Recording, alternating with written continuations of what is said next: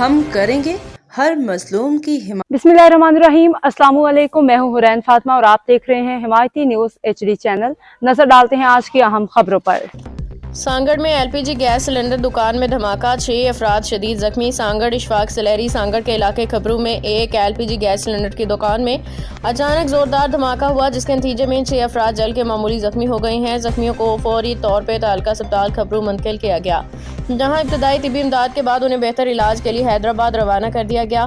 तफसीलात के मुताबिक सांगड़ की तहसील खबरू में खबरू नहर के मोड़ पर वाक़ई गैस सिलेंडर की दुकान में यह वाक़या पेश आया। धमाके के बायस दुकान में आग भड़क उठी, जिसने 6 अफराद को झुलस के जख्मी कर दिया। जख्मियों की शिनाख्त मोहम्मद जाफर, कवि चंद ओढ़, रामचंद भेल, हामिद अली, अली अकबर राजड़, सोडू चानहियो के नाम से हुई है। मुकामी अफराद ने फौरी तौर पर मौका पर पहुंच के इमदादी कार्रवाइयाँ शुरू की और जख्मियों को अस्पताल पहुंचाया।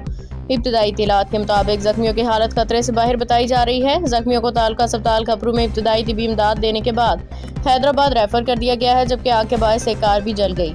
जबकि हादसे की वजूहात का तयन करने के लिए तहकीकात शुरू कर दी गई हैं। अब तक के लिए इतना ही। मजीद खबरों और अपडेट्स के लिए देखते रहें हिमायती न्यूज HD चैनल।